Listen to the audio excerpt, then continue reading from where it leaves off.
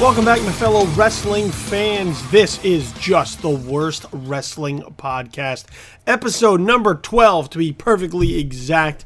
And I'm your host, as usual, Billy Donnelly, who you can find at joeblow.com. This is Infamous, and of course, right here at Just the Worst Podcast. Got my coffee ready to go this morning, ready to roll sound here on this podcast.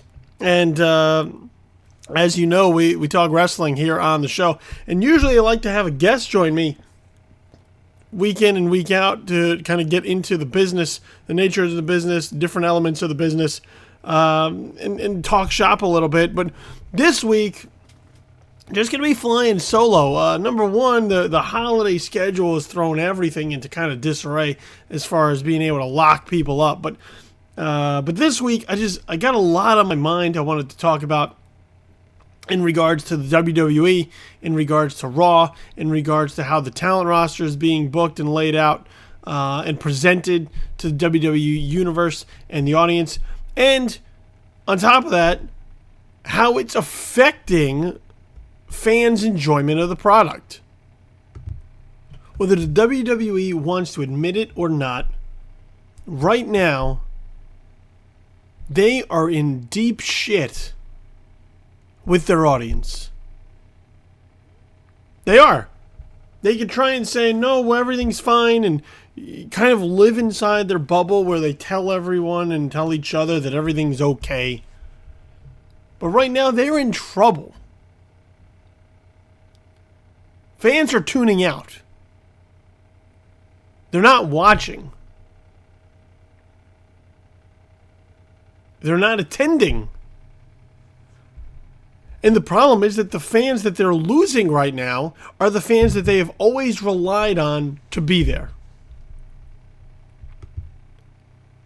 The fans that they have always said, well, they'll always watch wrestling and we got them, so we don't always really have to cater to them. It's the casual fans that they have to go after. You know, right now, they have a mess on their hands. And most of it is self-inflicted. Most of it is the result of problems they have created for themselves over a number of years, and now it's all coming to a head. Because you can't look at this and say, oh, well, guys are hurt. And they are. Look, Seth Rollins hurt. Randy Orton hurt. Brock Lesnar doing what Brock Lesnar does.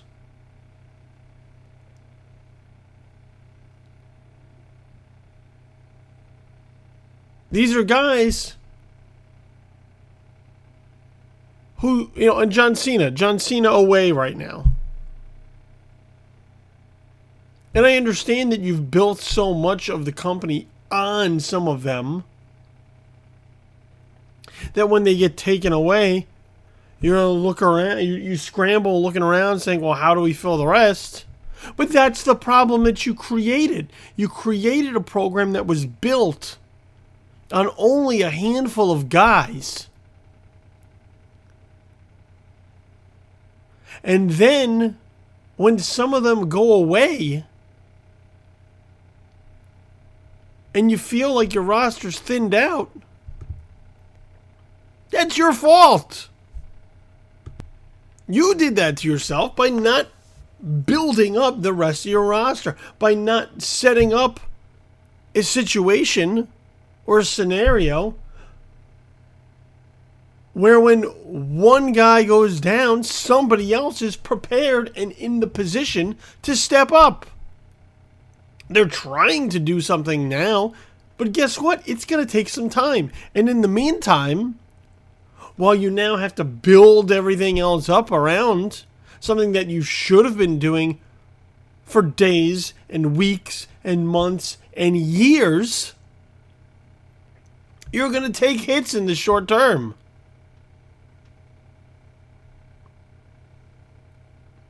And you're going to have to try and see some of that through to the long term, because otherwise all you're doing is kicking the can further down the road. You're just pushing that problem for another day.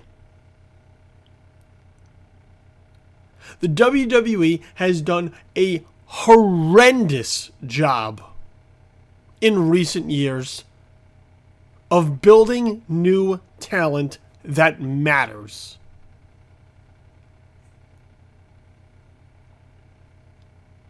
Of creating their superstars that make for compelling character television for their audience to watch.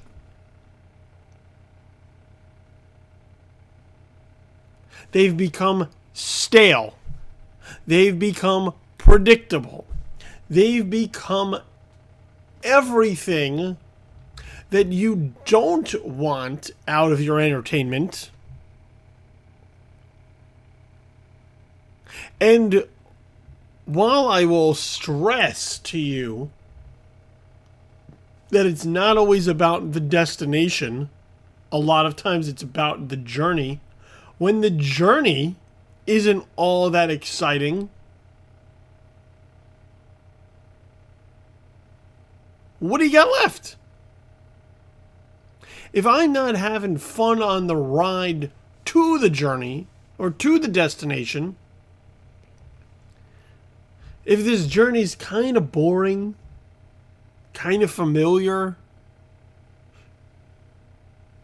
not really doing anything new with the material, that's a failure. Think of it like this. You watch a television show, right? I'll bring up one perfect example as far as the journey destination example. Think of something like Lost. Something like Lost that people were into for a really long time. It drew them in, lured them in, got them wondering, what's going on? What's up with these polar bears? What's up with this three-toed statue? What's up with these numbers or the smoke monster? And people wanted answers, but they kept watching. They kept watching even though they weren't getting answers. Why? Because it was compelling enough television.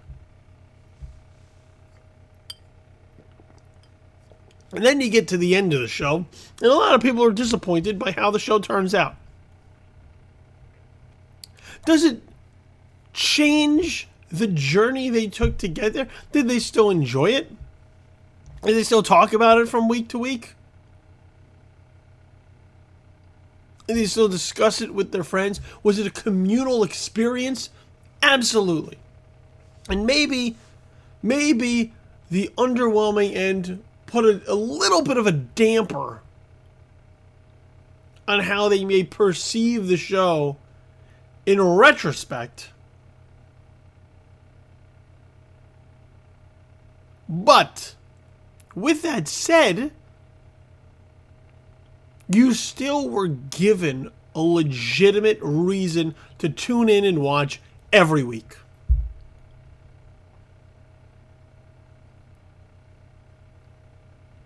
I can't say the same for the WWE right now.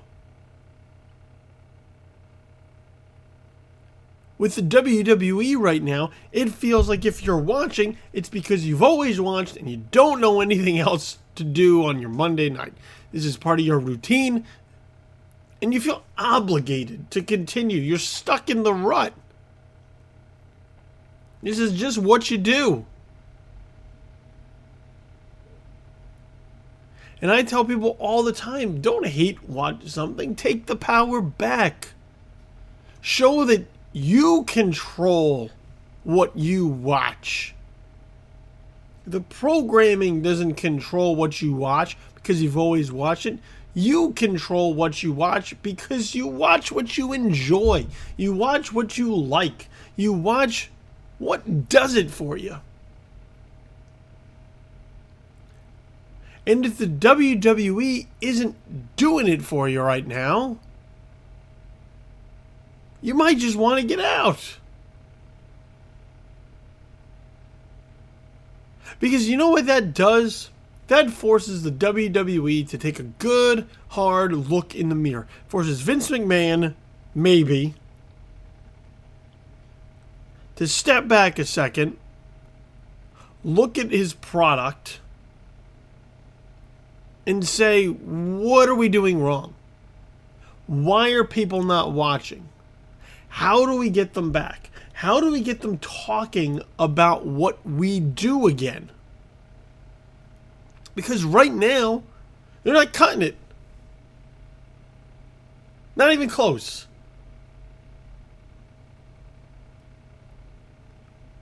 Right now, you look at their ratings, and they are the lowest they've been in a long time. That's Raw. That's SmackDown. People are not watching. They are tuning out. They once were watching, and now they've said, screw it. Fuck it. I'll watch something else. For all the WWE talks about how the UFC is not their competition, TNA is not their competition, their competition is all of entertainment, well, guess what? That means you need to match up with other entertainment options. Because there's too much content out there.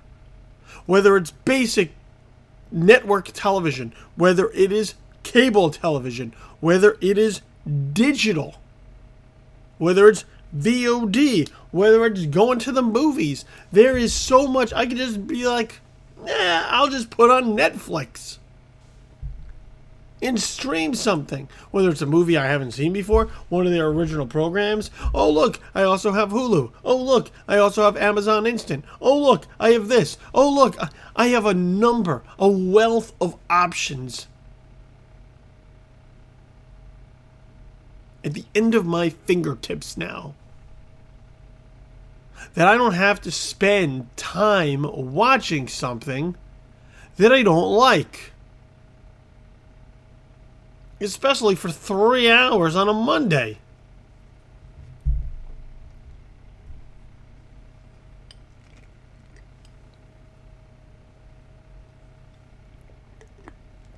I'll go watch 3 hours of Jessica Jones or Daredevil or something. I'll catch up on some Orange is the New Black.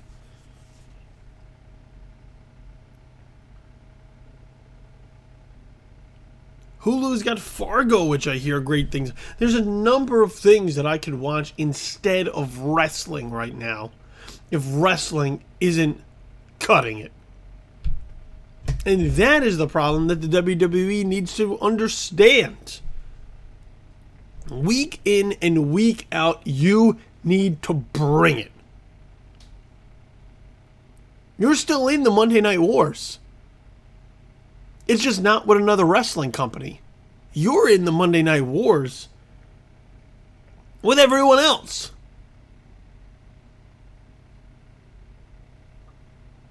Be it football, be it digital content. It doesn't matter what it is. There are too many other options for entertainment and content for people to feel like they're locked into 3 hours every Monday night. And guess what? They're realizing that. That's why your ratings are down.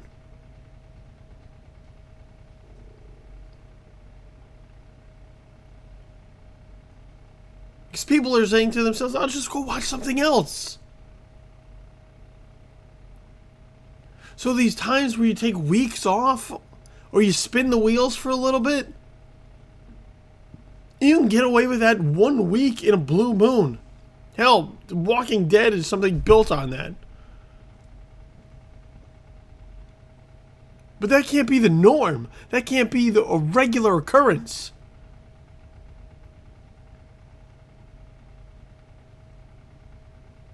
You need to build something that every single week people need to watch. They must watch.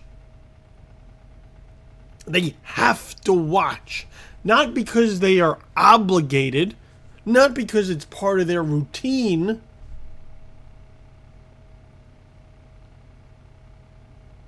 but because they don't want to miss it. They don't want to miss out. They know that something good is coming, and they want to be a part of it.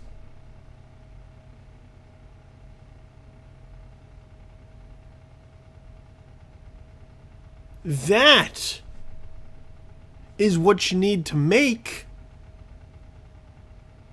That's what you need to get back to. And right now they're not doing it. And I don't know that they're moving in the direction to do it either.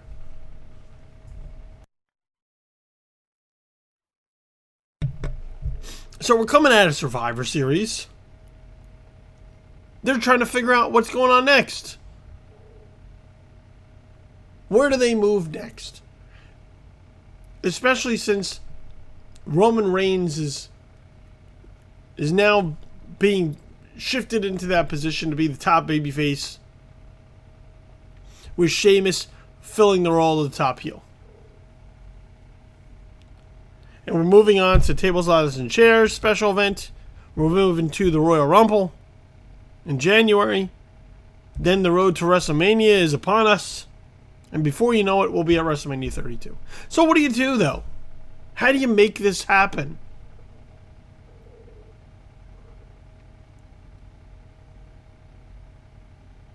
And if your idea was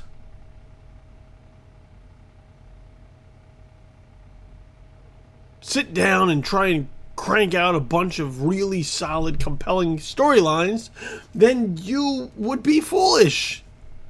You'd be logical, but you would kind of be dumb, because it doesn't seem to be what the case is right now. What seems to be the case right now is that the WWE has a handful of shit in their hands,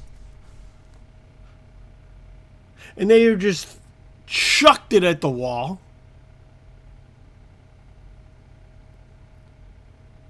They're hoping some of it sticks. And whatever sticks, they are going to run into the ground, because that's all they have going for them. And you look at this week's Raw, and it's a perfect example.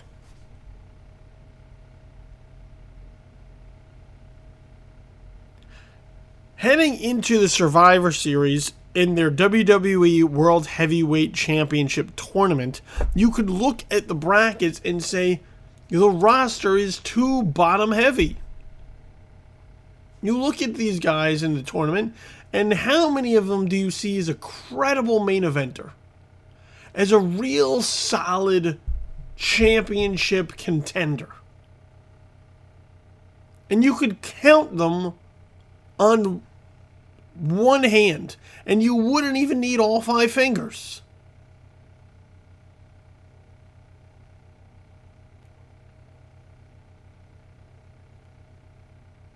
At one point in time, and not to go to this back in my day thing, but at one point in time, you could look up and down the roster at a number of different talents and pluck any one of them and put them into a main event. Any one of them. And had something really solid to work with. Now, you can't. It's the same few people that you rotate around, and then the rest of the card just kind of just plops out with no real investment or emotion. There's just nothing there to it. It's just there. It's wrestling for wrestling's sake. Wrestling because we have 3 hours that we need to fill out.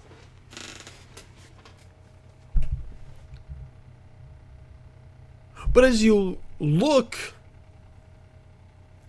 here at this past week's Raw and the direction that they're looking to now move in, they have now taken what is a bottom-heavy roster, which they weren't doing anything with anyway, because even with a few guys at the top, that's where all the focus and emphasis was on. And now they've flipped it.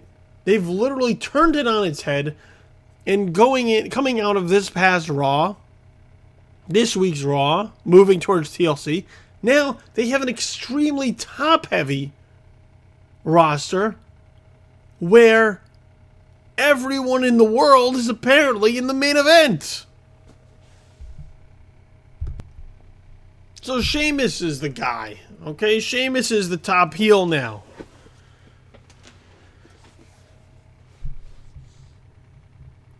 And how do you kick off Raw is by Sheamus hanging out with the New Day. Why? Because the New Day are entertaining and everybody likes the New Day. Why are the New Day associated with Sheamus? Damned if I know.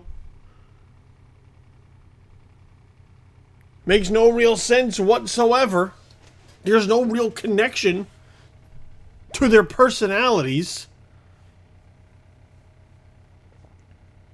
It's just something that they've now thrown together, once again, shit against the wall, because people like the New Day, are entertained by the New Day, and if you take the New Day and you put them near Sheamus, well, now you make Sheamus somebody that people have to watch because the New Day are around him and they like them.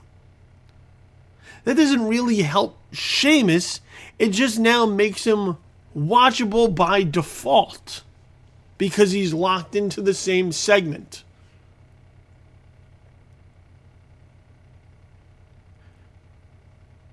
You know, I realize you gotta adapt and you gotta change on the fly in order to create this top heel now for yourself and give Roman Reigns someone to come after. But since Sheamus' return following WrestleMania, they haven't done this guy not one bit of favor to get him over as somebody the audience views as a legitimate main eventer. When Sheamus first came up and was feuding with John Cena, and he was actually the world champion, and he was a badass, there was something to Sheamus. Right now, there's nothing to him. He got hurt, he came back, cool, they turned him heel, alright, doesn't really do anything. They have him, he's teaming up with Bad News Barrett, he's just kind of off on his own, really not doing anything along the way, wins Money in the Bank, but of course in typical fashion, they then use that as a way for him to constantly lose matches, which doesn't build up any legitimacy for him. You think it's some idea that makes him vulnerable, that shows him as a guy who could be beaten if the moment. But, is that really what you want? I don't understand why they continue to go kind of back to this formula of creating guys that could be beaten when at the top you want a match of guys who you're not sure. You want guys who look like they can't be beaten.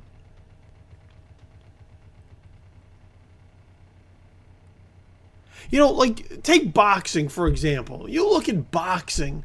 When you have a really good boxing match, there's uncertainty as to who's going to win. Both guys look unbeatable. Both guys look unstoppable. And that is where the rub comes in. That's where you look at this and say, I gotta watch this because I want to see who comes out as the best of the best. These are two fantastic, phenomenal, unbelievable talents. I am curious to see who emerges victorious between two people who victory has become the norm. That is compelling to watch. Watching two guys who are capable of losing, that's not all that interesting.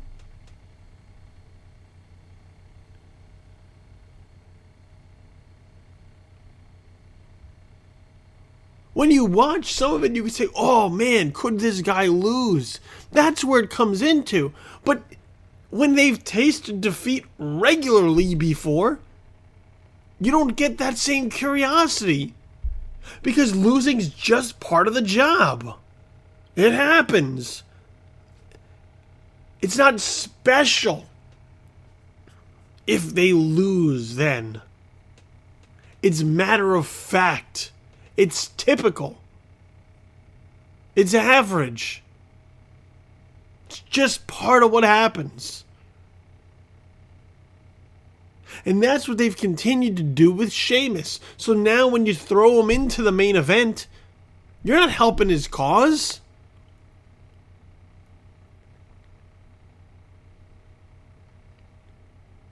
And then to try and stick kind of an Austin 316 ripoff around his neck. Ugh, like this is a death curse.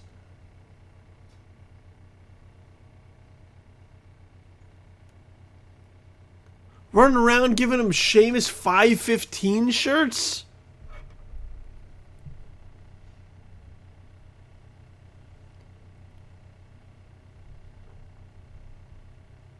Because that's the time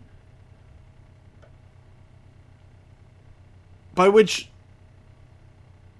Roman Reigns held the title, or how long he beat him. It's just, it's horrible. How do you help? A guy needs to be able to stand on his own and create his own identity, not look to be associated with others as a way to get anybody interested in what he's doing. I don't boo Sheamus because he's ripping off Steve Austin, or because he's trying to be like Steve Austin. I boo Sheamus because the idea is lame.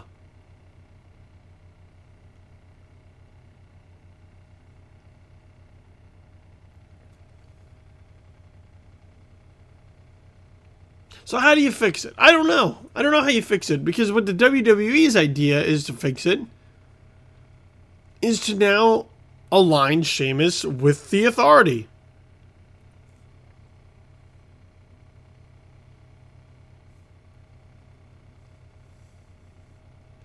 And to also give away interaction with him and Roman Reigns on Raw for free a couple weeks in advance of their match at TLC. Why? Why do they keep doing that? Why tune in and watch TLC when I've already seen these guys get their hands on each other? It should be special seeing them step into the ring with each other. You can have them interact. You can have them provoke each other. You can have them really get each other heated. But to stick them in the ring together with a referee for a match, what are you doing? Why are you doing that?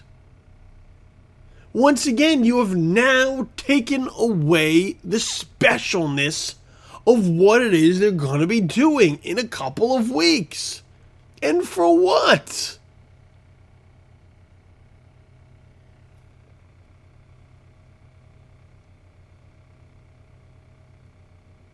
So the idea here on Raw is that Roman Reigns attacks Sheamus during his powwow with the New Day, takes the belt, the Authority's not happy with it, and sticks Roman Reigns in some sort of impossible situation where now he has to face Sheamus, beat him within 5 minutes and 15 seconds, or else he does not get the TLC match at TLC for the title.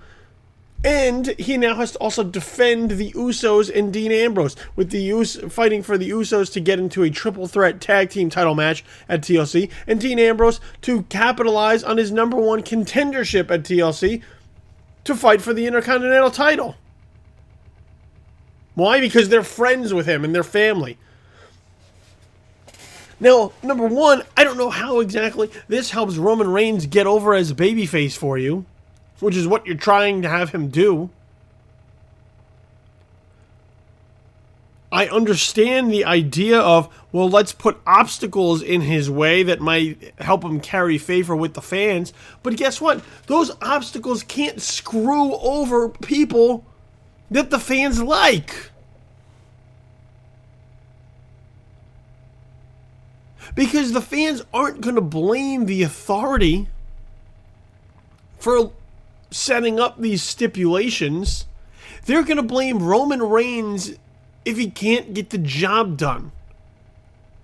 They're not going to say, oh, he was set up to fail. They're going to say, oh, look at Roman Reigns, couldn't get the job done. Now Dean Ambrose is screwed. Now the Usos are screwed. And I like them, so screw Roman Reigns.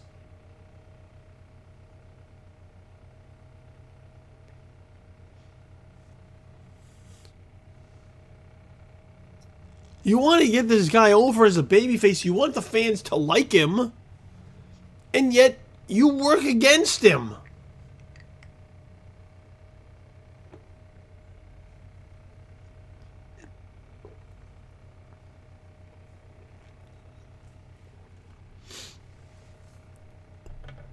So now this sets up this match.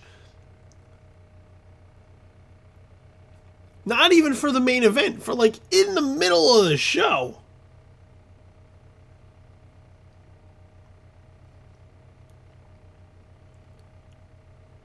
And what the result of it is a disqualification finish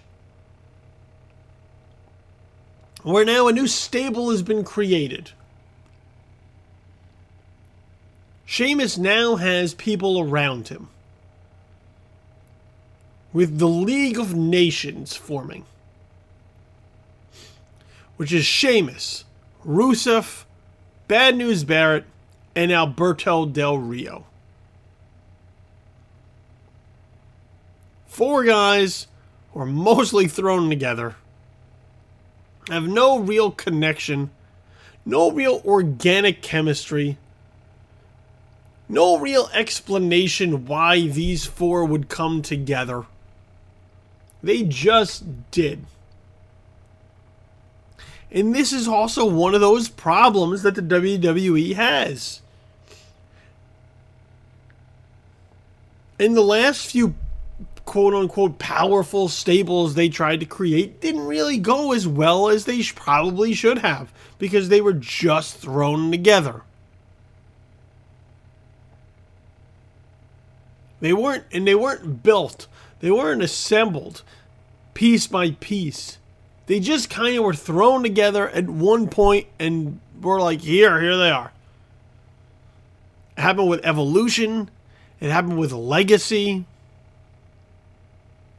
And those were stables that probably should have worked, could have worked, maybe worked on some level, but were nowhere near as big as they could possibly have been.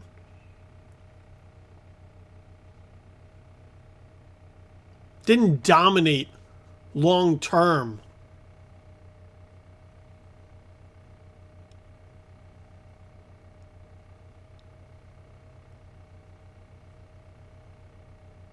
And that's what they've done again now. They took 4 guys who have no real connection and they threw them together.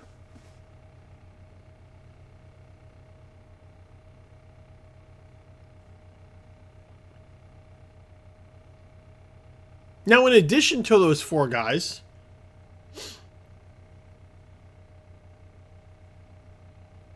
you add the New Day to that. Now you're up to 7 people.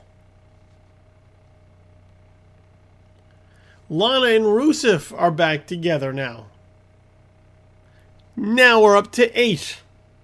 Alberto Del Rio is still somewhat rolling with Zeb Coulter. That's 9.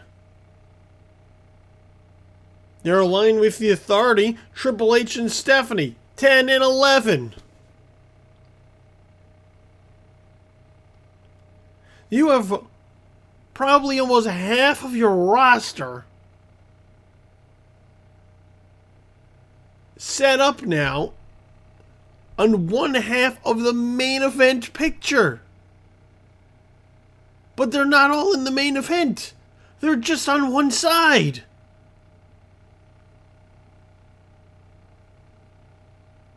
There's 11 people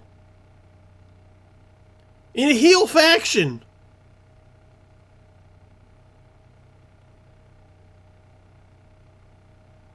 What is this? The goddamn NWO? And even then, look what happened when the NWO got too big. They just started throwing people into the NWO. Lost the specialness. How are you going to give screen time to make any of these people matter when you have 11 people in the ring?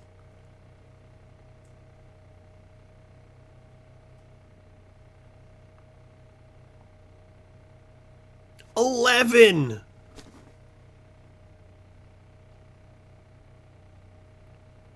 Once again, shit at the wall.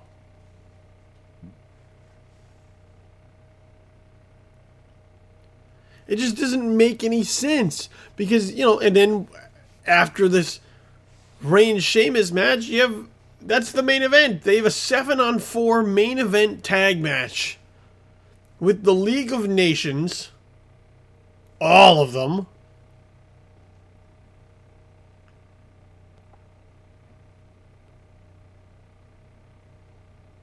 And the Usos, Dean Ambrose, and Roman Reigns.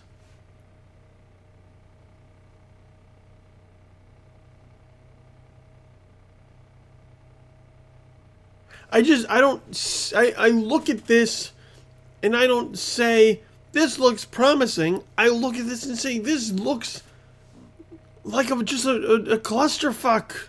Like a bigger mess. Like, I understand what you're trying to do. You're trying to say, let's make Sheamus instantly matter. But he can't instantly matter when this faction is thrown together and doesn't make any sense. It's more confusing than anything. You look at it and go, why are these four guys together? Because what are their roles? When you have a faction, that's the key to a faction. To a stable, is having roles be clearly defined.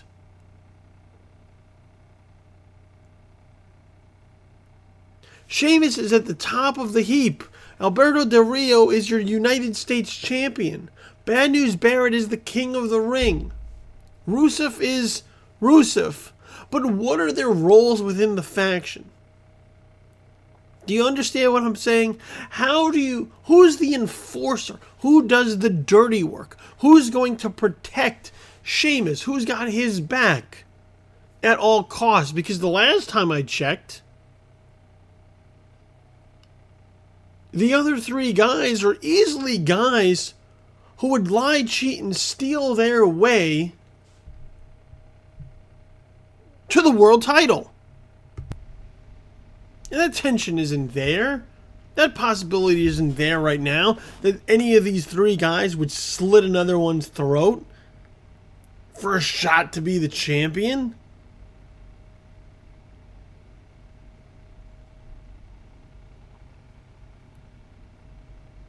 That's a problem. And it shows. It shows when you look at this grouping and say, why the hell are these four guys together?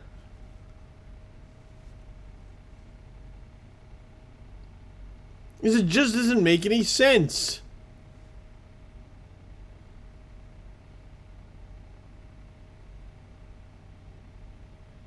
And that seems to be the direction that they're moving in. Push everyone here into the main event.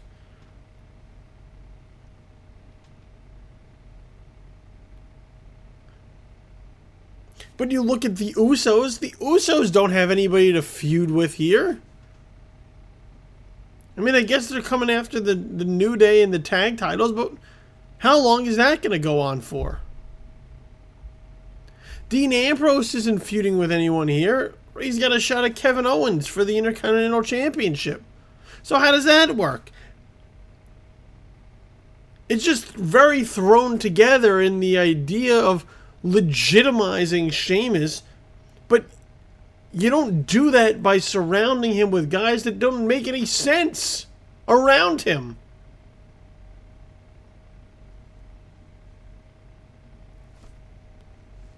But that's what they want to do. That's their idea. Look, I'm in favor of trying something new. I am. I'll see this thing out. But on paper, when you look at it and understand why this is being set up, it doesn't feel like anything that's going to connect. Why? Because there's no emotional investment in it.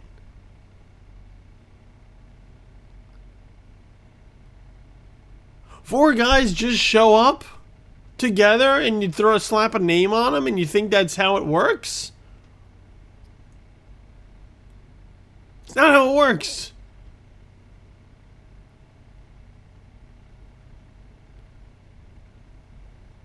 Be one thing if Sheamus was running around trying to recruit people or buddy up to people.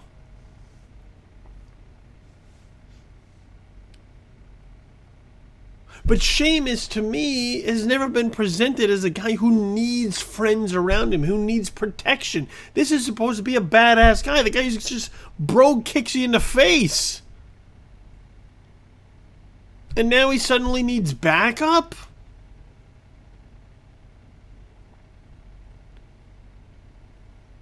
I don't get it. I get the feeling other people watching it don't get it. They don't understand why this would happen. And once again, that's a problem for your programming.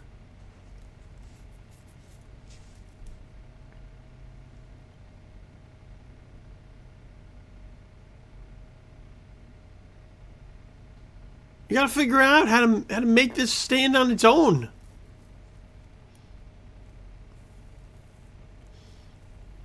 And I don't think shoving everyone to the top of the card helps. Because still, it's one storyline. One storyline can't carry that many hours of programming before it feels stretched thin. You're already throwing a lot on the shoulders of the New Day because they're entertaining. Guess what? Once you do that, their act is going to get tired after a while. Why?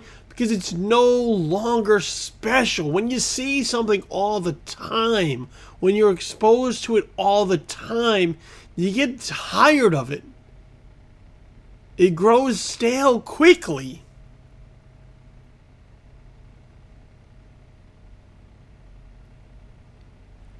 The WWE and Vince McMahon haven't been able to understand that too much of a good thing is a bad thing.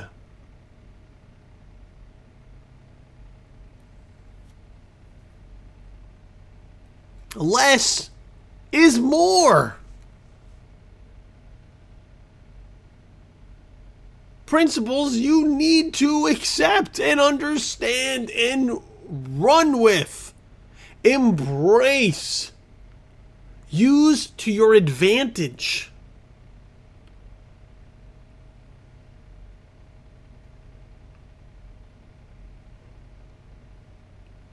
Because once again, this is what aids in the problems that you've created for yourself.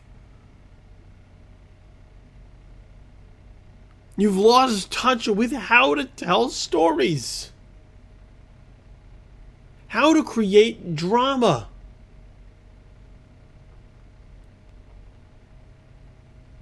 And look, if your idea is to just create popcorn entertainment, that, just moving images in front of people's eyes and they should be dazzled by that, go for it. I don't think it's going to work here.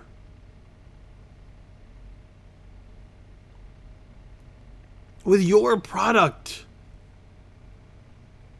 Because you fostered something that no longer operates in front of an audience that is dumb to what you're doing. They've smartened up. The casual fans have smartened up. Everyone's smartened up.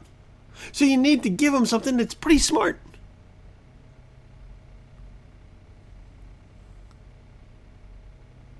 When you look at television programming, there is content that challenges and content that plays to the cheap seats. Your audience, I don't believe, are those up in the cheap seats anymore. They at one point it might have been, but the more you've pulled back the curtain, the more you've let people in, the more you've helped educate your fan base, the more they're going to demand from you, and they're going to want something that challenges them.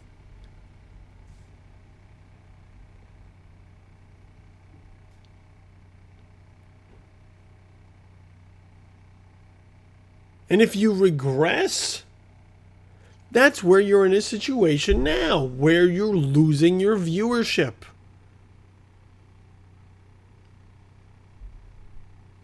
You're losing the hardcore fans, and the hardcore fans are really at the heart of what you need. You need to keep those people happy. You need to keep those people entertained.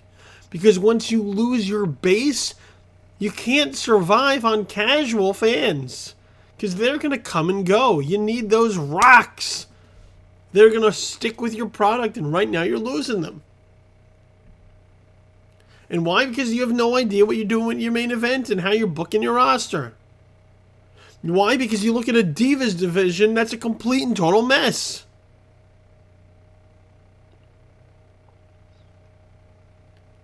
I realize you were pushing this Divas Revolution idea, but it's been a waste.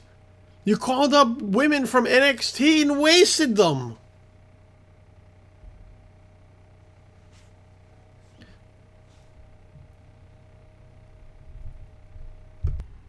Let's go right back to this week's Raw. You have Becky Lynch versus Charlotte, who were supposed to come up and be friends. They were part of whatever it is that became of PCB.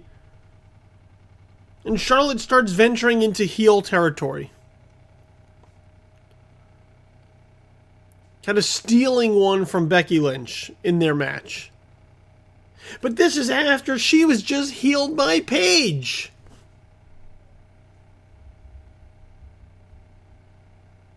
Then you shift with another match where you finally give the fans Sasha Banks, and Sasha Banks squares off against Brie Bella. Well, Team Bella are clearly heels. They've been this whole time, except when you stick them in kind of charity vignettes, showing all the great things they do outside of the company, outside of their quote-unquote characters. But isn't Team Bad heels too? So, once again, you have a bunch of women thrown into the mix and nobody's roles are defined. You look at it and go, what the hell am I supposed to root for?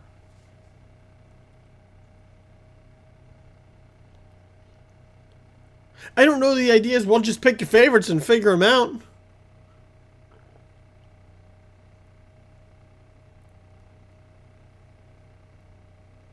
But there's no lines drawn as to who these characters are. There's just a blob. It's just a blob of women thrown together with no direction as to who they are or where they stand or how they're aligned.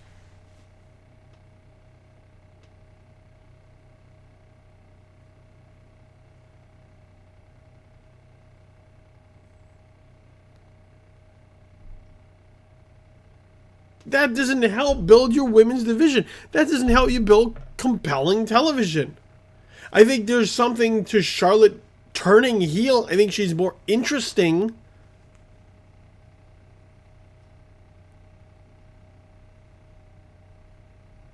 than sort of this emotional baby face.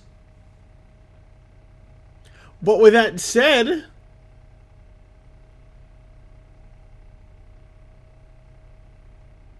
how does she fit in with everyone else?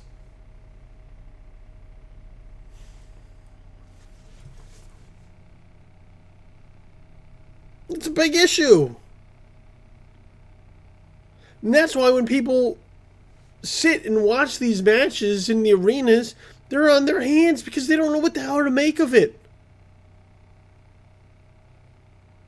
Who's the babyface in this match? I don't know. Who's the heel? I think everyone. Well, who am I supposed to cheer for?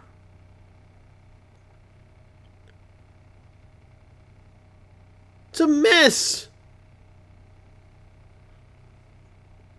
And don't get me wrong, they're extremely talented. There's so much talent in that division. Whether it's the 3 women they called up, Becky Lynch, Charlotte, and Sasha Banks, whether it's Paige, whether it's Nikki Bella, Alicia Fox is underrated.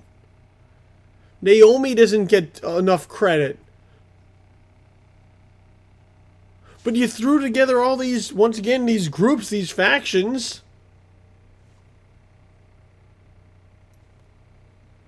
With no real roles. No real defining measures to say who they are or where they stand. And you look at it and you go, I can't figure it out. So you sit on your hands and you don't really react, even though these women are working hard to try and do something entertaining and interesting in the ring. You just don't know what to make of it.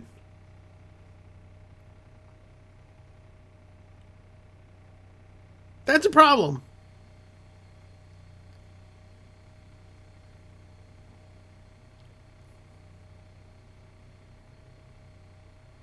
They call up these talents from NXT and they have no idea what to do with them. Tyler Breeze was brought up with no fanfare whatsoever. Just showed up.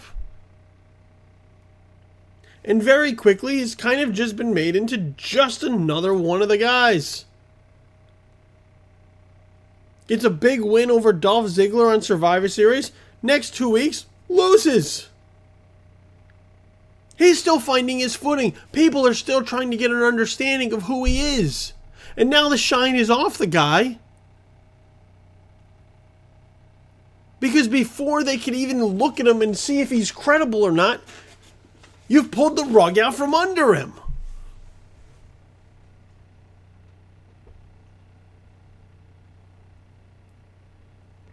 By informing the public, well, he's just not that good, I guess. How does that help you in the long term? How does that help you develop and establish and make this guy into somebody watchable? Somebody that you need to see, somebody that you enjoy. Because when he comes out once again and you see him as just another guy who could lose this match, that's not helpful.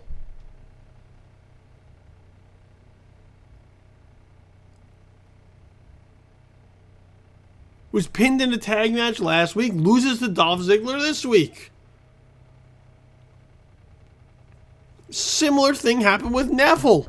You bring up Neville. Neville's supposed to be this really cool, spectacular talent, and then you just stick him in matches where he's losing. The Survivor Series is in a match where he's the only one eliminated.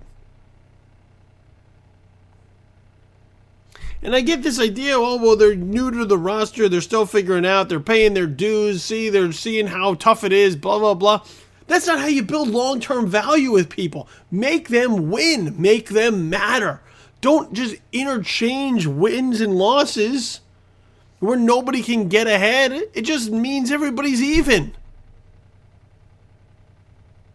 Everybody's even is just okay.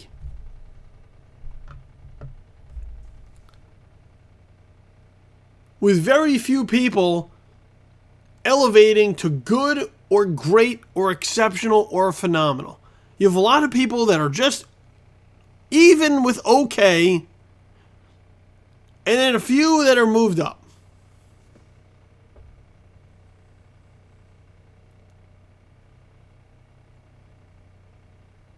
Now, I'm not saying go back to enhancement talents and squash matches. But guys need to get on a roll. You need to have your talent get on a roll for a while. So that you could do something with them down the road that matters.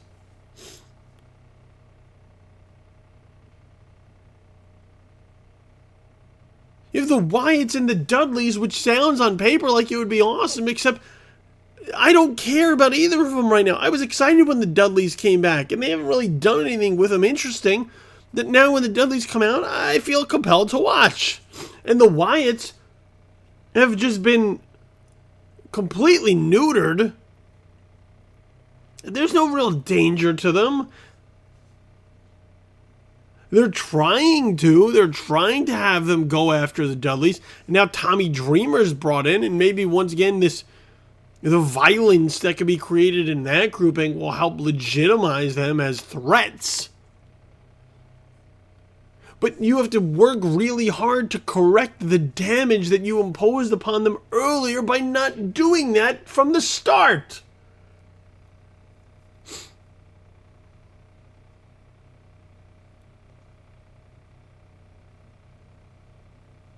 You know, you look at the people who look at the products, people who have worked for the WWE, people who have been in the shit for a long time. People like Jim Ross, like Stone Cold Steve Austin, like Mick Foley, who is ready to stop watching. And they look at this and say, look, there's a problem. And no one's doing anything about it to change it. Every show feels the same. It feels like it's just coming out of a mold. They just took a cookie cutter and they just dropped it right on some raw dough, and then they baked it and we got raw, and it looks the same. It's a star shape with sprinkles on it every single week.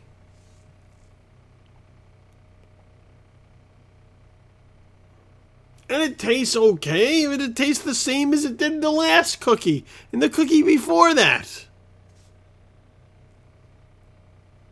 They didn't say, oh, what if we throw a splash of vanilla in it this time?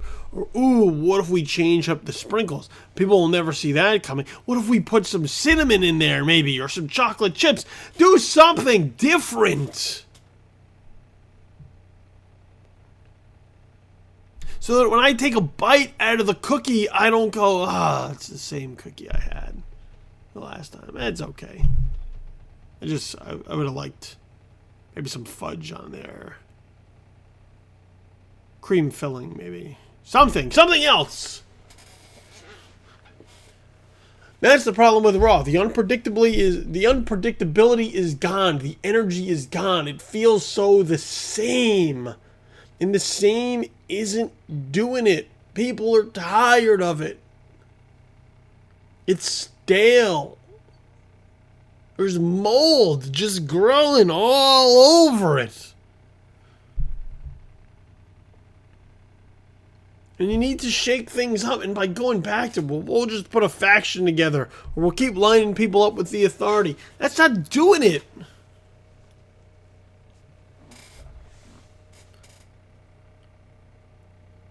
From top to bottom, you should be able to line up, list all of your talent, and say, let's come up with a storyline for this person. And use the better ones, but you should be able to create something from nothing for everybody.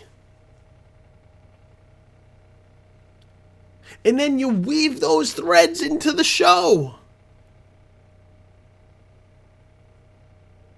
Wrestling is a soap opera, right? That's always been the idea. Wrestling is a soap opera. Soap opera for guys. It's for kids and it's for women as well. They're part of the audience who watches. But by and large, that's the idea, is that wrestling is a soap opera. How many soap operas have you ever seen that just tell one story?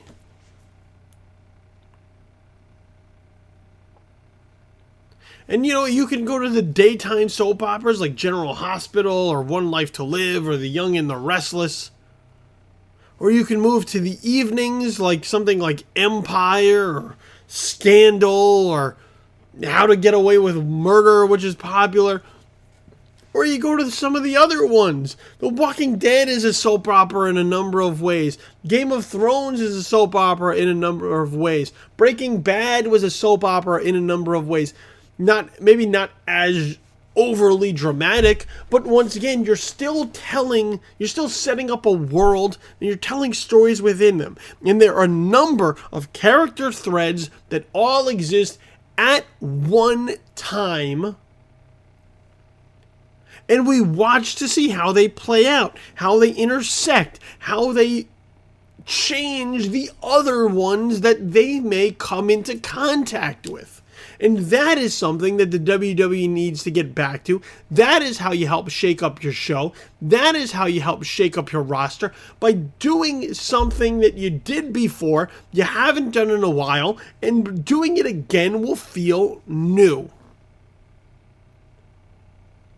Because doing what you're doing right now isn't working. Doing what you're doing right now has people checking out, has people turning off, has people tuning out. And as somebody who loves wrestling, I've loved wrestling forever. It is frustrating. It is angering. It is irritating. It is disappointing to me to watch something that could be so amazing and has been so amazing falter so badly.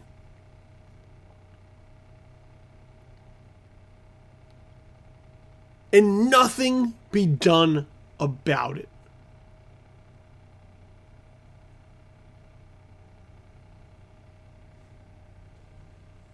That's my piece for this week. That's what I got to say.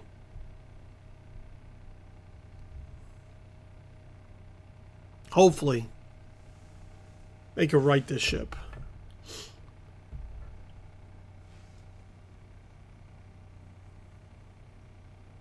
But if you hit the iceberg and you keep on moving, you keep on motoring along as if it didn't happen, eventually you're going to be underwater. Eventually you're going to be sunk. You'll have no one to blame but yourself. All right, that's it. That's the show for this week. So there you have it. This has been Just the Worst Wrestling Podcast, episode number 12. I've been your host, Billy Donnelly, who you can find at joblo.com. This is Infamous, and right here at Just the Worst Podcast. Make sure you follow us on Twitter at JTW Podcast, and on Facebook, facebook.com/Just the Worst Podcast. You can find me on Twitter as well at Infamous Kid, and on Facebook.com, facebook.com/Billy the Kid. So find me on all there, and we can interact. We'll chat it up. And we'll see how things go. So Ring of Honor is coming down here where I am, my neck of the woods this weekend. Going to try and maybe head out there. First time I will have ever taken in a Ring of Honor show live. So trying to see if I can make that work in order to kind of get that well-rounded experience. Maybe that'll be a little bit more exciting than what's going on Raw these days. And give me wrestling product to get thrilled about. NXT does it. There's an energy there. There's a hunger. There's also a little more freedom. So there's, I'm not getting into it anymore. I'm done. This has been Just the Worst Wrestling Podcast, episode number 12. Make sure to hit those ropes hard and kick out before the count of 3. I'm your host, Billy Donnelly, and I'm out. See you next week. Peace.